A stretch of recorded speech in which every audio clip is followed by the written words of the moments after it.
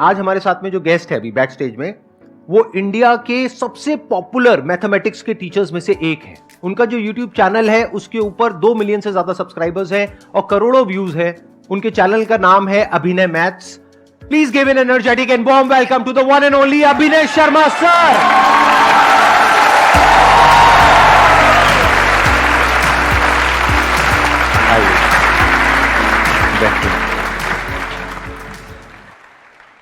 आप I think एक तो मैथमेटिक्स पढ़ाते हैं और एक गवर्नमेंट एग्जाम्स की भी आप तैयारी कराते हैं, राइट? और आपका अपना एक इंस्टीट्यूट भी है प्लस ऑनलाइन आपका यूट्यूब चैनल है। बट मैंने फ्री एजुकेशन पे ज़्यादा फोकस किया है। मतलब ये ट्रेंड जो कि यूट्यूब पे भी फ्री पढ़ाया जा सकता है स्ट्रक्चरल वे में, ये हमने शुरू किया।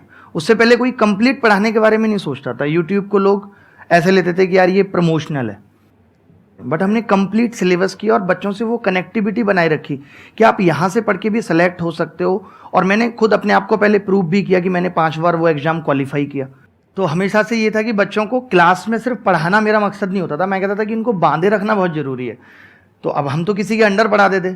तो एक दिन आगे हमारी कोचिंग इंस्टीट्यूट ऑनर ने मेरे को इतनी बुरी तरह झाड़ा, बोली आप संदीप महेश्वरी नहीं है और वो मैथ्स के लिए रखा हुआ है यहाँ पे, हमें ये काम कराना होगा तो हम संदीप महेश्वरी को बुला लेंगे। तो मैं 2012 में पहली बार मैंने कहा इसने ऐसे क्यों बोला। फिर मैंने तब आपको पहली बार जाना और उसके बाद बहुत सारे वीडियोज मैंने आपके देखे हैं और हमेशा बच्चों को भी कहा है और अपने अपने तरीके से बातों को आगे ले जाया है कि भाई इस तरीके से आप तैयारी करो, ये दिक्कतें आएंगी, सबके साथ आती हैं। मैंने संदीप जी मतलब जो लोग मुझे क्रिटिसाइज करते थे ना, मैं उनको भी कह दिया। मैंने कहा सुनो 4 साल बाद बताएंगे तुम्हें कि हम क्या हैं। कुछ नहीं है। सन 2014 में रोटी का जुगाड़ नहीं कर पा रहा था और मेरा रिजल्ट आया और उसमें मेरा सिलेक्शन प्रॉपर ठीक तरीके से नहीं हुआ तो मेरे रिश्तेदारों ने मेरी जान ले ली कॉल कर करके। मैंने कहा भाई सुनो, तुम्हें लग रहा ना बहुत बड़ी चीज है, कोई बहुत बड़ी चीज नहीं है, निकाली नहीं हमने, अलग बात है। और मैंने कहा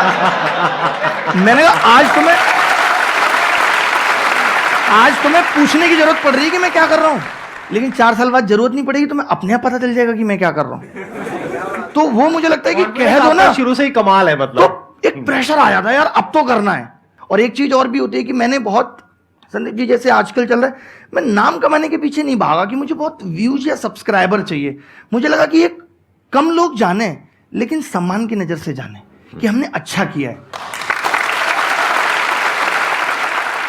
मैंने देखा आपकी शुरुआत हुई थी बुलंदशहर से, राइट? बुलंदशहर में और गांव तब है। आप बहुत ही छोटे लेवल से एक लोअर मिडिल क्लास फैमिली से आप आते हैं। लोअर नहीं, हमारा तो ये हाल था जी कि 3 महीने केवल चटनी से रोटी चल रही है, सब्जी भी अफोर्ड नहीं कर पा। अच्छा, नॉट इवन मिडिल क्लास। हाँ, मतलब और वहां से लेकर के आज जो आपका सफर है, आज मैंने देखा आपकी वीडियोस में आपने कई जगह पे बताया कि आपके पास में मर्सिडीज है, राइट? मेरे पास 9 अलग अलग ब्रांड्स की कार है।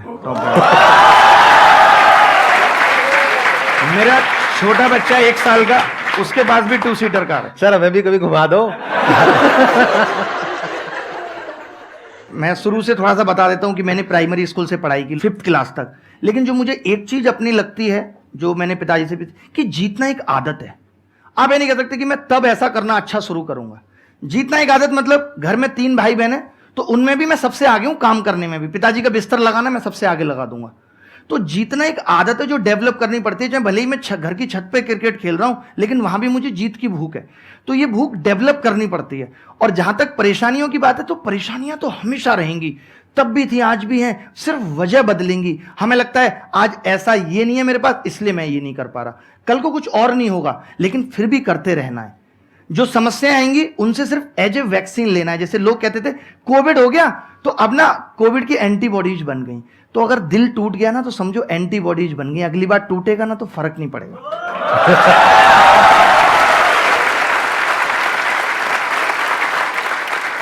जो लोग खुशी में ज्यादा खुश हो जाएंगे, फिर दुख आता है तो तुरंत, जैसे कोई रिश्ता शुरू ही होगा पागल हुए जा रहे हैं, अलग ही दुनिया में चले गए। वही लोग दुखी हैं, दुखी वही लोग हैं। वरना आप देखो कि जो नॉर्मल रहते हैं कि ठीक है कोई आया कोई चला गया, ठीक है, पता भी नहीं चला कब आया और कब चला गया। हाँ, जैसे यहां पर होने वाला है कि बाहर कोई पूछती भी नहीं थी, अब बिल्कुल साथ में बैठी हुई है, इधर भी, और फिर आई और चली गई। ये भी मोटिवेट, हम तो जब ट्यूशन पढ़ते थे, हमारा स्कूल तो हमेशा लड़कों वाला रहा, बट हमने ट्यूशन हमेशा वो लगाया जहाँ 2-3 लड़कियां हैं। पता है उससे क्या होता था, यार मैं पढ़ के जाऊंगा, पहले टीचर पूछेगा झट से जवाब बता दूंगा। तो आपको इस चीज को भी नेगेटिव नहीं लेना कि लड़कियां उनकी जाके बीच में बैठो, सवाल बताओ सबसे पहले ही पढ़ के जाओ।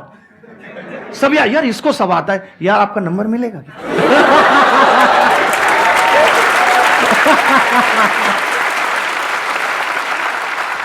उसके बाद 6th 7th 8th क्लास तक हमने गांव में अपना जीवन बिताया।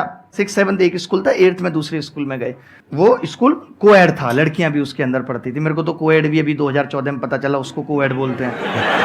मैं जब दिल्ली में 2012 में आया था, मुझे एक्सक्यूज मी मेट्रो में कोई बोलता था, मुझे लगता था ये मुझसे बात करना चाह रहा है। मैं आपको बता रहा हूँ कि मेरी अंग्रेजी बहुत ही मतलब लो ग्रेड जिसको कह सकते हैं वो है। लेकिन इनकी जो मैथ्स है वो कमाल है। और 10th में मेरे को पता है आपके 100 में से 100 आए थे, राइट? मैं 10th में भी 12th में भी। अच्छा, 12th में भी आए थे।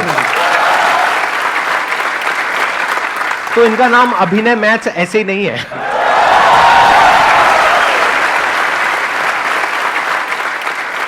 हमारे टाइम पे पास होना इज ए बिग चैलेंज, कि आप अगर पास हो गए हो तो ये बड़ी बात है। क्योंकि हमारी क्लास में जब मैं 60 बच्चे थे तो उसमें 24 फेलियर थे जो पिछले साल फेल हो चुके थे। उनको भी पास कराने की मैंने जिम्मेदारी ली थी। मैंने कोशिश करूंगा सवाल बताने, क्योंकि गणित में ही फेल हो रहे थे वो लोग, और गणित अपना अच्छा था। 10th में तो मुझे बहुत हाई ग्रेड फीवर भी था, बट मैंने पेपर अपना आधे टाइम में निपटा लिया था। वो कैसे ऐसा हो पाया था, क्योंकि मैं ना गणित बहुत पढ़ता था। जैसे बहुत पढ़ने का मतलब है कि मैं कॉपी पे कॉपी बना रहा हूँ। मैंने बिजनेस चालू कर दिया था। सरकारी स्कूल में कुछ हो ना हो काम चेक होता है, तो मैं बच्चों को ना वो गणित की कॉपियां बना बना के बेचता था। 10 की कॉपी 5 का पेन, डबल रेट 30 रुपए।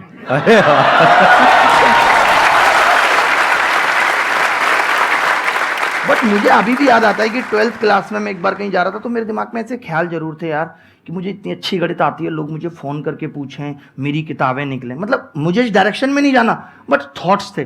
तो मैं यही मानता हूं कि जो आपके थॉट्स आते हैं सच्चे दिल से, अगर आप ईमानदार हो तो वो चीज़ें जरूर पूरी होती हैं, वही रिफ्लेक्ट होती हैं। मेरी लाइफ में ऐसा मैं कुछ भी सोच लूँ, कुछ भी मैं सोच लूँ, ऐसा कुछ हुआ ही नहीं, ना खुद से ना खुदा से इतनी सी भी शिकायत नहीं है। सब कुछ पाया है जो सोचा है। तो सच्चे मन और ईमानदारी से अगर काम करो तो ऐसा कुछ नहीं है जो पाया नहीं जा सकता, कुछ भी अचीव कर सकते हो। बहुत बढ़िया। तो जब मैं दिल्ली आया था ना, तो मैं अपने घर वालों को भी ले आया गाँव से। तो मेरी माँ ने यही कहा कि तू हमारा खर्चा निकाल लेगा, पिताजी का तो भी बिजनेस चल नहीं रहा। तो मैंने कहा मैं इतना ट्यूशन पढ़ा के कर लूँगा। तो मैंने 6000 में ट्यूशन पढ़ाया, 1500 रुपये में रेंट पे हम रहने लगे ग्रेटर नोएडा में, एक छोटी सी जगह में। 3 दिन रहे हुए नहीं हुए थे, सोचो मकान मालिक आके बोला आपको किसने रखा है यहाँ, मैं तो इसे बेच रहा हूँ। मैं उस दिन मेरी आंखों में आंसू आ गए कि मतलब हम यहाँ शिफ्ट हुए हैं ऐसे तैसे मैनेज करके, अब यहाँ से निकलना पड़ेगा। बट मैंने अपने पिताजी को देखा है जीवन में, मैंने उनको कभी ये नहीं देखा आज टेंशन है नींद नहीं आ रही। मैंने ये सीखा उनसे, लाइफ में कितनी भी टेंशन रहो, रात को सो जाओ, सुबह बात करेंगे, जो भी होगा सुबह बात करेंगे, रात में तो कुछ नहीं कर सकते। वहां से हमने वो चेंज किया। आज शायद ग्रेटर नोएडा में इतनी सोसाइटी है, मैक्सिमम में हमारे पास फ्लैट प्लॉट पता नहीं क्या क्या होगा, और सब में मैंने सबको फ्री में रखा हुआ है। मेरी कोई रेंटल इनकम नहीं है। मैंने कहा जब जरूरत होगी तब ले लेंगे किसी से। सर आपके घर के बाहर ये सारे पहुंच जाएंगे। ग्रेटर नोएडा में ये था कि भाई नहीं, एक मिनट सर, मेरे को काफी इंटरेस्टिंग लग रहा है। आप ये कह रहे हैं ग्रेटर नोएडा में आपके फ्लैट्स हैं और वहां पे लोग रह रहे हैं, लेकिन आप उनसे रेंट नहीं लेते हैं। रेंट नहीं ले रहे, मतलब अभी देने भी कोई आता है, जैसे शुरुआत हुई अभी जैसे एक नया लिया, तो मैं कहता हूँ कि जरूरत होगी तब ले लेंगे, अभी आप रख लो, आप अपना काम चलाओ। और ऐसे कितने आपके 2000 5000 10,000 कितने फ्लैट्स हैं? मतलब इतने फ्लैट्स नहीं है, बेसिकली मेरे पास विलाज ही है सारी। अच्छा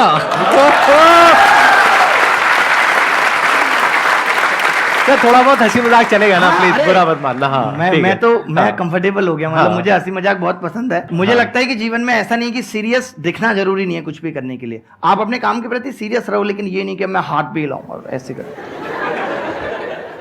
तो जब हमने ये शुरुआत की, हम दिल्ली आ गए भाई, हमने पढ़ाना भी शुरू किया। हमने 2013 में किताब लिखी, और पिताजी बोले किताब लिख रहा हूं मैं, करोड़ों रुपए कमाएंगे। किताब एकदम सुपर महाफ्लॉप, क्योंकि जब आपको कोई जानता नहीं है तो आपकी किताब पढ़ेगा क्यों। हमने 2000 किताबें छपवाई, कोई बिकी नहीं, मतलब 2-4 बिकी, और जिसने ली वो बोला किताब बहुत अच्छी है। मैंने कहा दोस्तों को बताओ, लेकिन ले कोई नहीं रहा, क्योंकि जब तक आपका नाम नहीं है, नाम बनाना बहुत बड़ी बात है, मैं आपको बता रहा हूँ। तो 2013 में मैं पढ़ा रहा हूँ, 12 में नौकरी लगी, इसलिए छोड़ दी कि दिल्ली में लेंगे। फिर 13 में नागपुर लग गई, और देहरादून से सीधे नागपुर चले गए।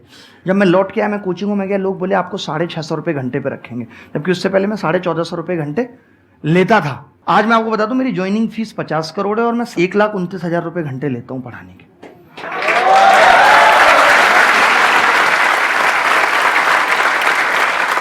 मेरे को थोड़ा झटका लगा है, तो मैं थोड़ा समझना चाहूंगा। आप क्या कह रहे हैं, मेरी ज्वाइनिंग फीस 50 करोड़ रुपए जैसे है? मैं अभी कहीं पढ़ा रहा हूँ, कहीं काम कर रहा हूँ, आप आगे बोलो कि यार अब आप हमारे यहाँ आ जाओ वहां से छोड़ के सब कुछ, तो मैं 50 करोड़ डिमांड करूँ। कराए मैंने अभी कल परसों किसी को।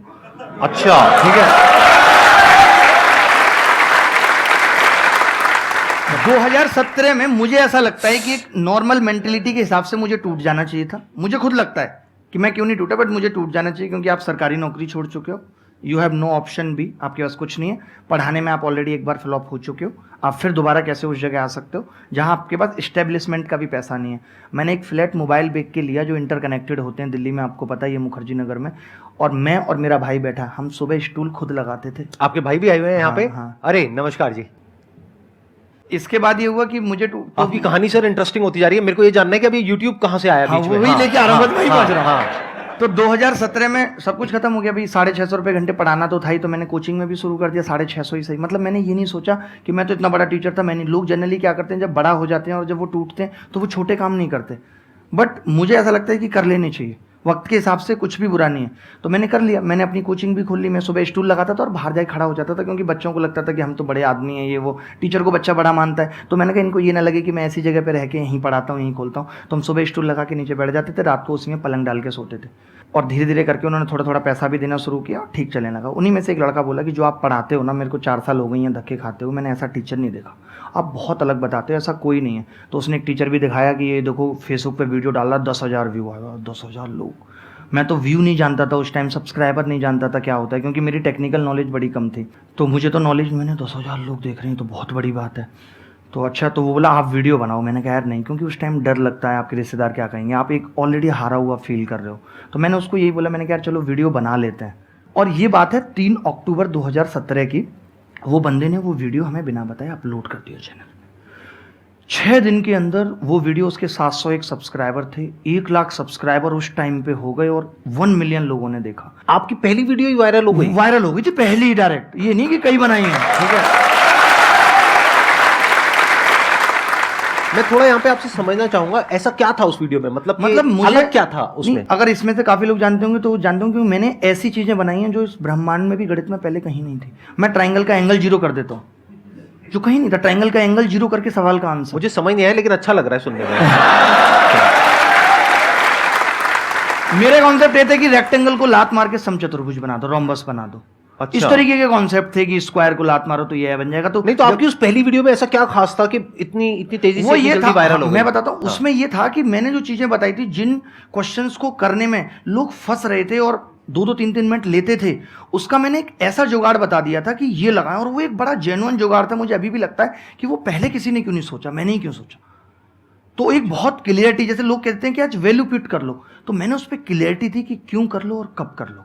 और मैंने उसमें अपनी किताब का नॉर्मली जिक्र किया था। लोगों को लगा ये आदमी ऐसा क्या बता रहा है, इसकी किताब में क्या होगा।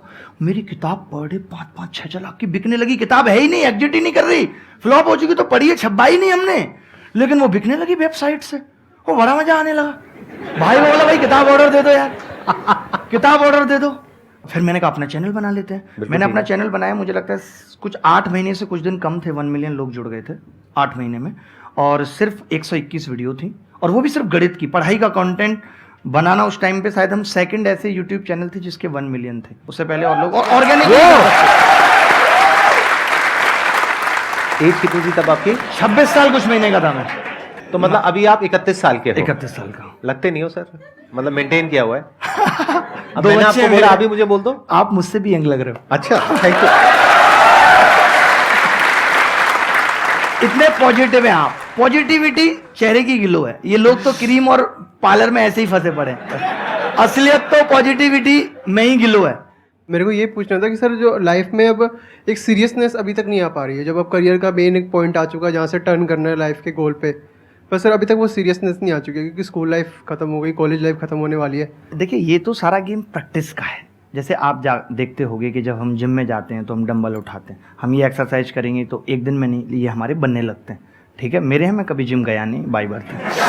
ठीक है, तो ऐसे क्या है, ये दिमाग की प्रैक्टिस का गेम है। ये तो बहुत नॉर्मल सी बात है, इसमें सीरियस की कोई बात नहीं कि आप बहुत सीरियस हो गए। सीरियस हो जाओगे, आपकी मेंटल हेल्थ ठीक नहीं रहेगी। आपको लगता है कि जैसे आपको बीच में खाली टाइम है, मैं बच्चों को कहता हूँ कि अपने रूम को भी स्ट्रक्चर्ड रखो, क्योंकि हमारे इस बात से हम पे बहुत फ़र्क पड़ता है कि हम जहाँ बैठ के पढ़ रहे हैं वहाँ माहौल कैसा है। जैसे आप अभी यहाँ बैठे हो तो एक अलग पॉजिटिविटी, आपके दिमाग में कुछ नहीं चल रहा, आप प्रेजेंट में जी रहे हो, क्योंकि यहाँ ऐसा एनवायरनमेंट बना हुआ है। तो एनवायरनमेंट का बहुत फ़र्क पड़ता है।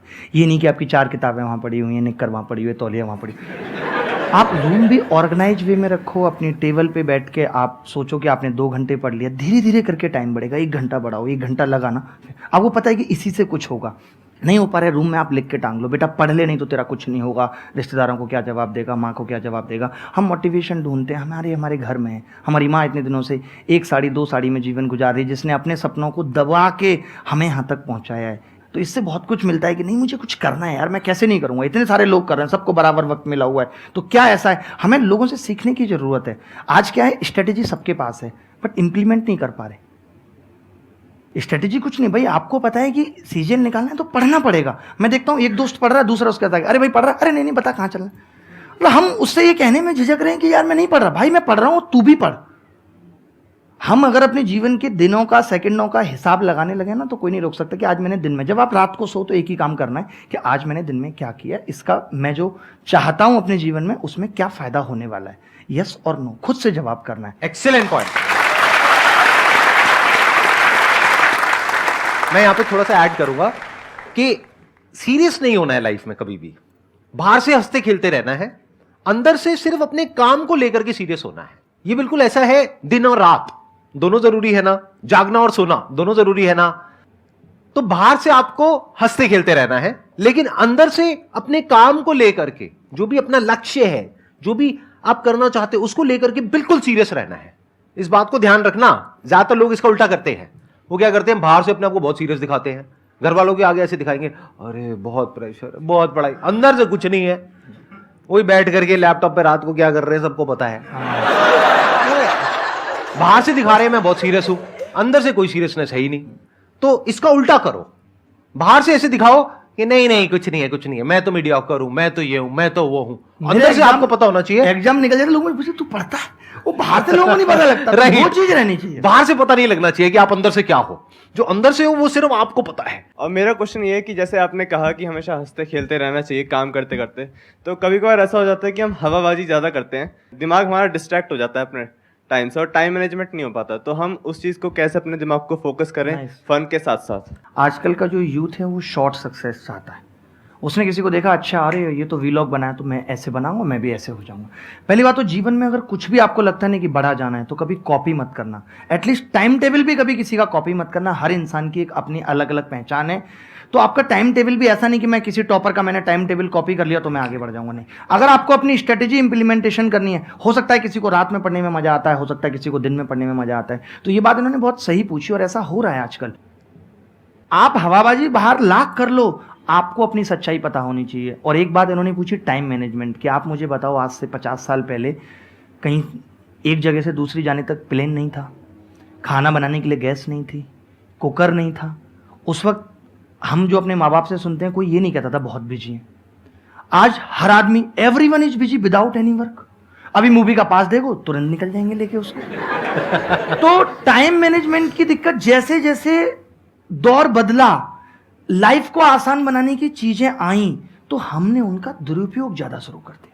लाइक मोबाइल इसलिए आया कि एक इंफॉर्मेशन पहुंचानी है, बट हम उस इंफॉर्मेशन से, आज आप कितने लोग आप में से ऐसे होंगे कि मोबाइल जिस काम के लिए उठाते हैं, हालत ये वो भूल जाते हैं और पता चलता है इंस्टाग्राम व्हाट्सएप पे जिस काम के लिए मोबाइल उठाए वही भूल गए। सोशल मीडिया पे आपने अपने 2-3 घंटे 4 घंटे खराब कर दिए, तो उसके बाद में आप पढ़ने लायक हालत में भी नहीं रहोगे, क्योंकि बॉडी पूरी स्टिफ हो जाएगी और माइंड भी धज्जिया हो जाएगी। रिग्रेट होगा उसके बाद, राइट। तो ये भी समझो कि किस तरह से अपने टाइम को यूटिलाइज करना है। बाहर खेलने जाओ, वो हम नहीं करेंगे। हम क्या करेंगे, कंप्यूटर पे बैठ करके वीडियो गेम्स खेलेंगे। अरे उसकी बजाय आप बाहर खेलो ना, जाकर के 1 घंटा खेलो, 2 घंटा खेलो, 3 घंटा खेलो, कौन रोक रहा है। वो आपको पढ़ने में मदद ही करेगा, क्योंकि आपकी फिजिकल फिटनेस बेटर होगी, उससे मेंटली भी आप बेटर फील करोगे। ये जो होता है ना, कई बार माइंड में बहुत सारे थॉट चलने लग जाते हैं, एक ऐसी स्टेट आ जाती है जब कुछ समझ नहीं आ रहा होता है कि क्या करें। वो इसलिए है क्योंकि आप बैठे हुए हो और एनर्जी अंदर अटकी हुई है। उसको रिलीज करो, जा करके पार्क में दौड़ लगा करके आओ, आधा घंटे की, 1 घंटे की। जब कभी मेरे साथ में ऐसा होता है तो मैं तो सीधा जाता हूं, जॉगिंग करता हूं। कुछ ना कुछ फिजिकल एक्सरसाइज जरूर करें। मैंने सोचो, इतना मुझे एंजाइटी थी उस दौर में, जब आप अचानक से अमीर बनते हो तो ये सबसे बड़ी प्रॉब्लम होती है। तो मैंने रिकवर सिर्फ दौड़ के ही किया है, और आज भी अपने टाइम को ऐसे यूटिलाइज करता हूँ। मैं हर दिन किसी ना किसी से मिलता हूँ, किसी बच्चे से मेल पढ़ता हूँ, लेकिन मैं उसको कहता हूँ यार मैं सुबह 7 से 8 दौड़ता हूँ, तुम उस टाइम पे आ जाना, साथ दौड़ेंगे। मैं शाम को कई बार खेलता हूँ 5 से 6, मैं कहता हूँ यार उस टाइम पे आ जाना, खेलेंगे। उसको भी अच्छा लगता है, तो मैं अपने टाइम में उसको एडजस्ट कर दिया, अलग से भी नहीं देना क्या पड़ा। खेलते हो सर आप?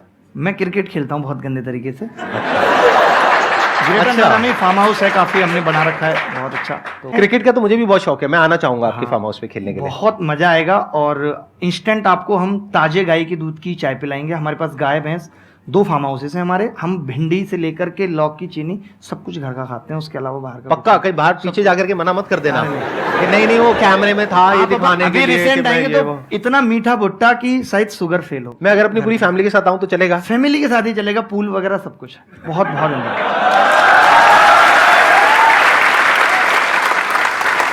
सर। बिल्कुल एंड आ गया है, तो मैं भी एक आध डायलॉग मारता हूं, आप भी एक आध डायलॉग मारना, और बस, यहीं पे खत्म खत्म कर देंगे करते इसको। हैं। बस। शायरी के साथ खत्म 1-2 मिनट के अंदर ना, आप हाँ, शायरी पे शायरी। खत्म करना। मैं क्या कह रहा था, मैं भूल गया, आप शायरी पे खत्म करो।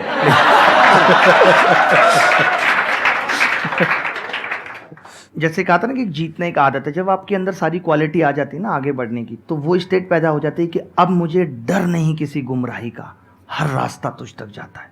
मुझे खोने का डर ही नहीं है, मेरे पास इतने रास्ते हैं कि मैं अपनी मंजिल पे ही पहुंचूंगा। एक मैं कहता हूं कि मुझे याद तुम हो, लेकिन मुझे याद भी है अपनी, कभी यूं भी याद आओ मैं खुद को भूल जाऊं। जब हम कुछ करते हैं ना तो खुद को भी भूल जाएं, इतने डूब जाएं उस चीज में, तब जाके कुछ बड़ा होता है।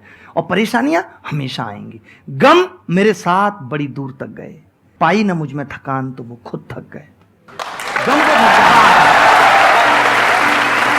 Sir thank you so much for coming sir.